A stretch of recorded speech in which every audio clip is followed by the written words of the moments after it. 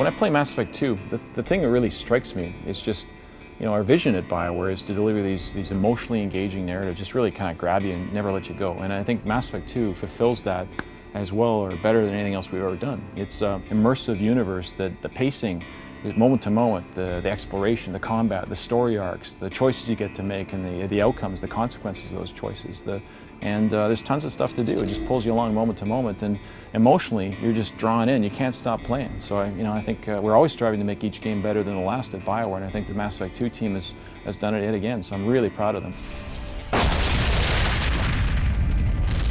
So in Mass Effect 2, you're really given the context of the whole story arc right from the beginning. So you don't have to have played Mass Effect 1 to have an amazing experience. You figure out what's going on soon after you start playing the game.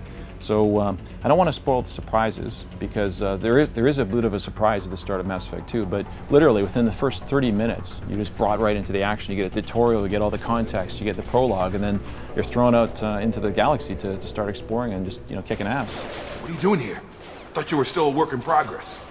I just woke up. You probably know more than I do. And I think the difference is just the intensity of the action. We really focused on the shooter aspects of the gameplay, along with the RPG aspects, the depth and richness of the systems that RPGs are known for. But we've really brought the combat to bear, so it feels as much as anything like a shooter as well as a role-playing game at the same time. And if I'm going to just sum it up, I would say it's intensity. Intensity is just the word I would use to describe Mass Effect 2. It just pulls you in, it doesn't let you go. Well, we really take developing characters at BioWare, we take it really seriously, and we want to bring characters to life and make them feel real and credible and just emotionally engaging. So there's more choices for characters in Mass Effect 2 than in Mass Effect 1. There's more choices for romance options in Mass Effect 2 than Mass Effect 1. You have to still work at it, you still have to progress this story, you have to get them to like you, you have to develop that relationship. So, that's there in spades, and I think you're going to have a great time as you do that.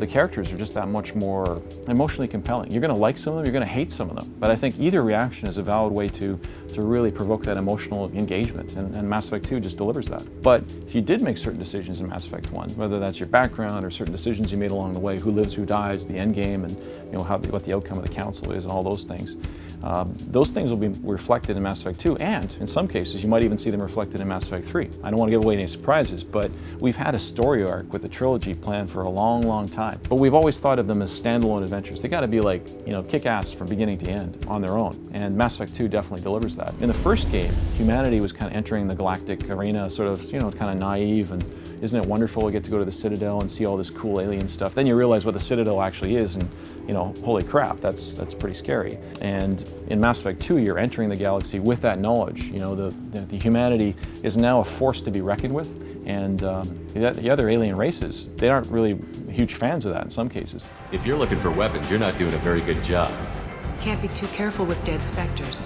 So there's a little more behind-the-scenes political machinations as well, some dark, seedy underbelly that's now revealed. So you're going into this, and it's actually the dark second act, and it really just plays right into the tone we tried to set up for the second game.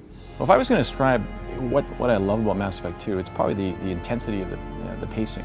Moment to moment, all the systems integrate together really seamlessly. So you're always thinking about where you get to go next on the galaxy map, because exploring that is really fun. And of course, there's new abilities and the tech abilities, biotic abilities you can progress to. There's ammo, so that they have more tactical moment-to-moment impacts on battles, what kind of ammo you use, what tech abilities, biotic abilities you're using. There's emergent effects as those all fit together.